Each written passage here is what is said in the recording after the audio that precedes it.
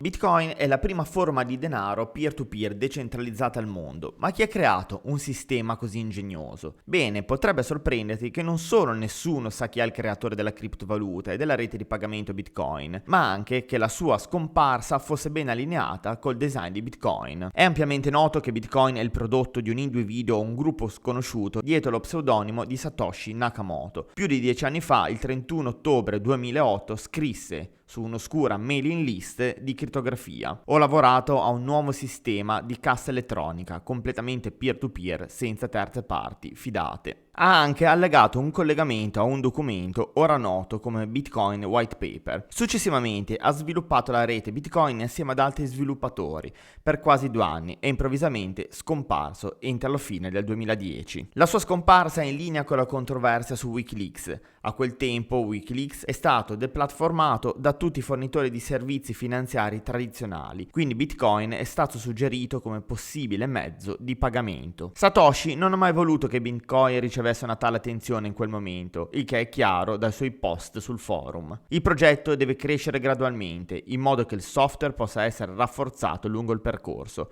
Faccio questo appello a Wikileaks per non provare a usare Bitcoin. Bitcoin è una piccola comunità beta nella sua infanzia. Non sopporteresti di ottenere più di spiccioli e il calore che porteresti probabilmente ci distruggerebbe in questa fase. 10 giorni dopo, il PC World ha pubblicato un articolo che suggeriva Bitcoin come probabile strumento di pagamento per Wikileaks. Una tale sequenza di eventi ha spinto Satoshi a lasciare l'ultimo messaggio sul forum. Sarebbe stato bello ottenere questa attenzione in qualsiasi altro contesto. Wikileaks ha preso a calci il nido di vespe e lo sciame si sta dirigendo verso di noi. Da allora nessun messaggio pubblico è stato pubblicato da Satoshi, sebbene ci fossero alcuni messaggi pubblicati sul suo account di fondazione P2P. Si ritiene che l'account sia stato abbandonato e violato. Ma chi è Satoshi Nakamoto? Lui stesso ha affermato di essere un maschio di 37 anni che viveva in Giappone. Tuttavia, alcune persone hanno ipotizzato che fosse improbabile che fosse giapponese a causa del suo uso di un inglese perfetto e del suo software Bitcoin non documentato o etichettato in giapponese. Aveva anche un'impressionante conoscenza della storia finanziaria ed era un eccellente programmatore C++.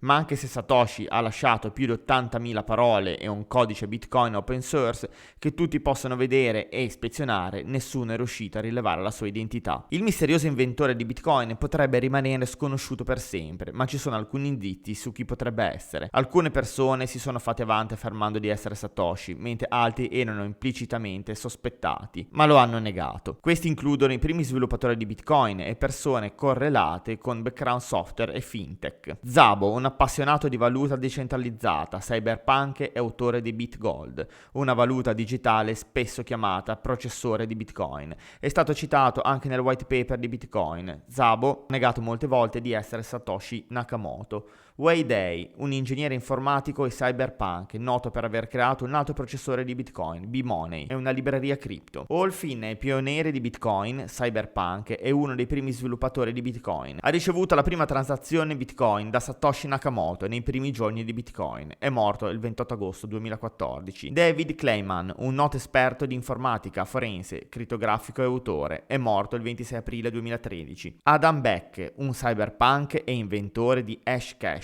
ora cofondatore di Blockstream. Dorian Satoshi Nakamoto, un ingegnere informatico in pensione per società di servizi, informazione finanziaria e tecnologia.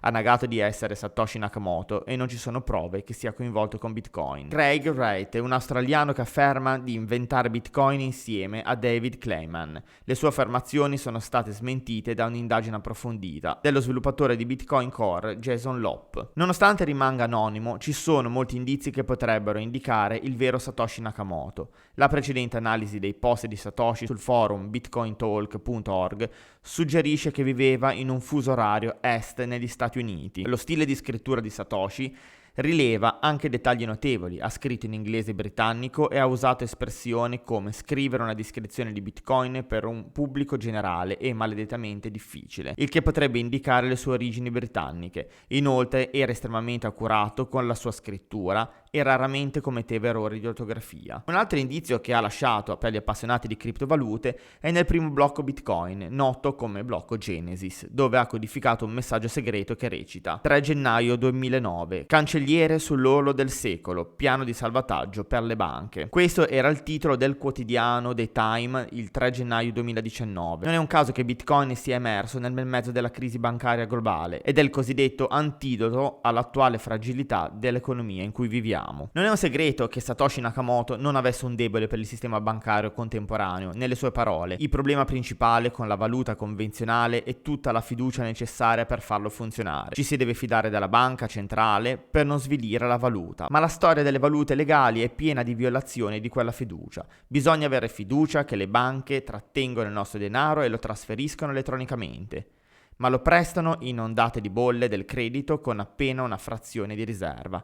Dobbiamo affidare loro la nostra privacy, fidarci di loro per non permettere ai ladri di identità di svuotare i nostri account. È stato affermato nel white paper di Bitcoin. Ad oggi i primi portafogli Bitcoin presumibilmente di proprietà di Satoshi hanno oltre 1 milione di BTC. Tuttavia nessuno di quei Bitcoin è stato spostato e rimane ancora inattivo. Perché Satoshi Nakamoto se n'è andato? Uno sviluppatore che afferma di aver lavorato con Nakamoto lo definisce paranoico, prepotente e un po' strano. Poteva essere stato così paranoico da lasciare il protocollo a causa di tutto il fervore che ha iniziato ad attirare nel 2011? O c'è un'altra ragione? Anche se oggi possiamo solo indovinare, la teoria prominente nella comunità Bitcoin è che Satoshi se n'è andato perché non voleva fuorviare lo sviluppo del protocollo Bitcoin. La sua presenza nella comunità avrebbe portato alla creazione di un'unica entità che avrebbe potuto influenzare lo sviluppo.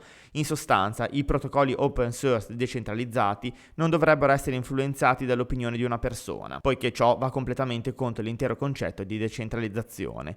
Pertanto, queste sono le probabili ragioni per cui Satoshi Nakamoto se n'è andato. Satoshi se ne andò perché non voleva che la sua influenzasse lo sviluppo del protocollo, creando un unico punto di errore. L'idea stessa di Satoshi Vision è contro la visione di Satoshi per Bitcoin. L'idea è confermata dallo stesso Satoshi. Nella sua ultima email ha scritto: "Sono passato ad altre cose. È in buone mani, con Gavin, Anderson e tutti. Non importa come e perché. Satoshi Nakamoto ha creato qualcosa che il mondo non ha mai visto prima. La prima valuta digitale e rete di pagamento veramente decentralizzata, che non dipende da banche, governi e altre terze parti fidate."